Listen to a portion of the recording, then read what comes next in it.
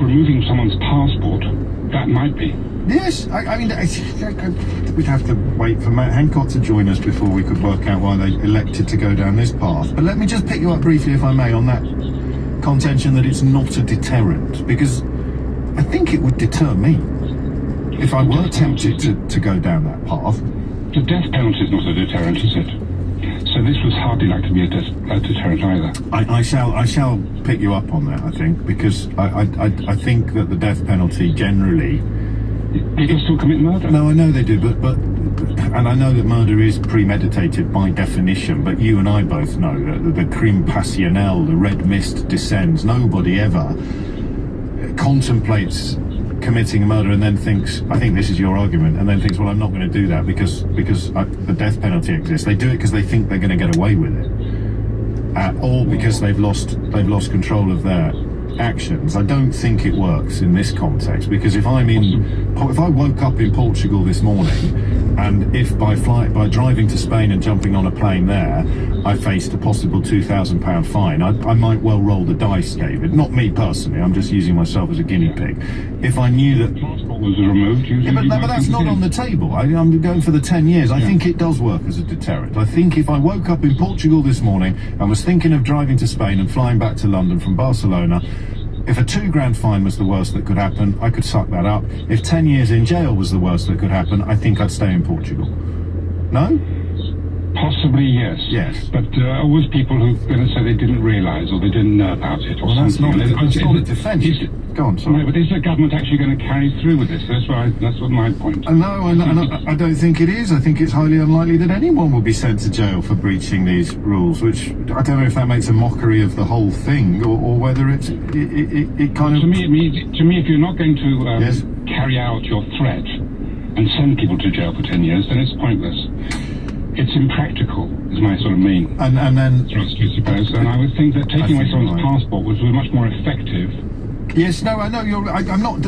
I agree with you about the confiscation of the passport. Although human rights lawyers will probably have some arguments to make, good arguments, important arguments. I stress again for pedants, it's up to 10 years. It's not an automatic 10-year tariff if you're found to have done this. But I sense under your words, you like me wonder whether this has got a lot more to do with being seen to be doing something, arguably a year late, than it has to do with the actual detail and content of the thing they're keen to be seen to be done.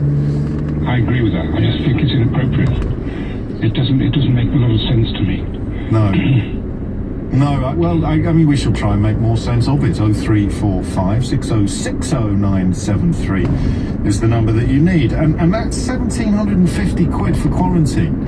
You look at how much it costs to stay at a travel lodge, for example, overnight. I'm increasingly wondering where the hell that figure came from as well. But on we go. Mick's in Kent. Mick, what would you like to say? Good morning, James. First time calling to the show. Welcome, welcome, welcome. A bit of snow over here. You contradict yourself on a few bits and pieces. Almost certainly.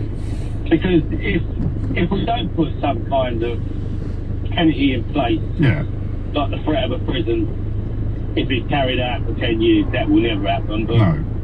So why even mention it then? Why even mention it then? But if they put you in for a month, or 4 weeks, or 5 weeks, yeah, if they do that to 2 or 3 people, do you think everybody else would stop and think about it? Maybe not everybody else, but it would certainly have an effect, wouldn't it? If you knew, and it would get a nice bit of coverage, and you knew that. Well, it would depend partly on demographics. If it was a little old lady being carted away, it might have the opposite effect. You sort of muster up a free the Penge one or free the Ramsgate one. But if you can always do that. Kind of did it with Coronation Street. It's a TV program. Well, this is true. Deirdre Rashid, you're thinking of, aren't you? Exactly. So if you're going to do it, you've got to do something. You can't do nothing. Everyone's saying. Yeah, but that doesn't. Just you've got to do something doesn't mean the thing that you have done is a good thing to have done. You could say that it's better than nothing, but it might be the second worst thing after nothing. So nothing is the worst thing you could do, and this is better than nothing, but it's the second worst thing you could have done. If you're still with me at the back. So at least they're doing something. At least they're doing something, which is marginally better than nothing. Yes, Dominic Cummings. You know, it's old news now, isn't it? Unfortunately. It is old news. No, the ship has sailed. Did he get out of the car? Did he go and see anybody? Did he do anything? Or was he just driving around in his own car? No, he definitely got out of the car. That's been established. The argument is for how long and what he did, but you can't argue with the logic of this simple statement. Dominic Cummings allegedly lied about travelling during lockdown and got a pay rise. If you lie about travelling during lockdown, you could get sent to jail for 10 years under a law introduced by politicians who defended Dominic Cummings. That's Brexit Britain. Yeah, that's just it. That's what we've done.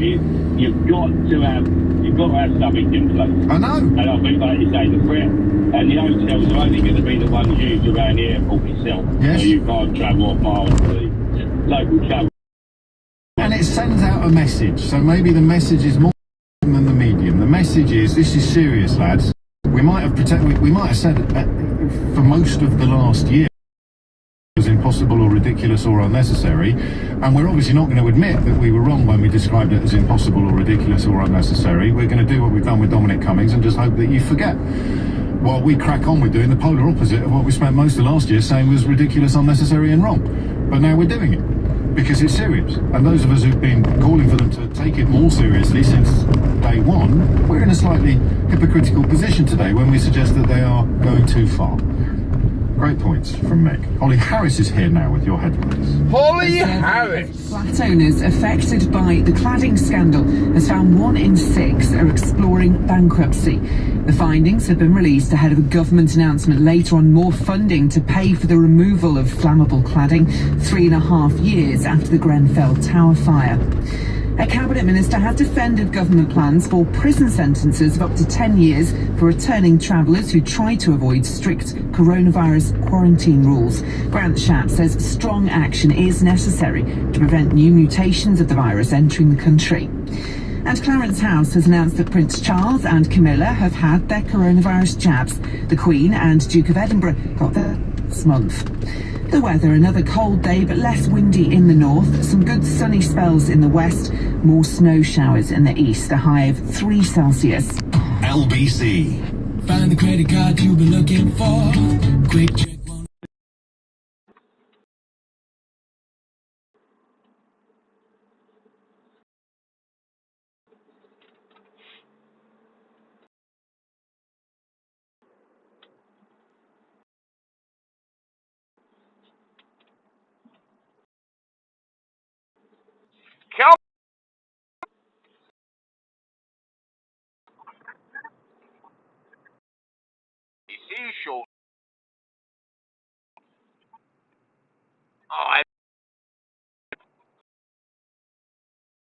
I allow 2 minutes.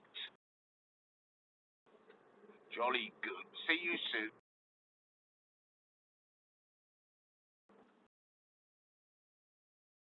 Headphones? Check your cash flow on a snazzy monitor. Or perhaps try going hands-free with an Echo Dot. The choice is yours. Simply purchase 0 in February to take advantage. Visit xero.com. Terms and eligibility criteria apply. Good morning to the sausage and egg McMuffiners, and hash brown in the middlers, rise and shine red or brown sauce debaters, and latte one sugar drinkers. And hello to those who drive through. Our delicious breakfast is ready. Are you? Breakfast at McDonald's. Truly delicious. Served until 11 a.m. Subject to participating restaurants' opening hours and menu choices. Need a website for your business? Then you need 123Wretch. With our new website builder starter tool, fill in a quick form and you can create a site in less time than it takes to brew a cup of tea. And it's just £1 a month. A website for £1? Yeah, like £1. What don't you get, Gary? I thought stuff like that was expensive. Terms and conditions apply. Register any business name at .co.uk for just 99p to get your one-page site online. Pricing excludes VAT at 20%. Visit 123-reg.co.uk for more information. £1 sterling. Oh, this is going to be a long shift. We all have our own personal relationship with money. How we spend, save and budget. Our goals and dreams for the future. This is your moneyverse. And it's as unique as you are. And the Barclays app can help you master it. It helps you see how you're spending and any upcoming scheduled payments, so you can make a clear plan for your money. Master your moneyverse and make money work for you. Barclays. You need to be 16 or over to use the app. T's and C's apply. If you're an EU citizen with children and were living in the UK by 31st of December 2020, there's something that needs to go at the top of your to-do list. You must check if you need to apply to the EU settlement scheme for your children, even if you have already applied for yourself. Doing this before the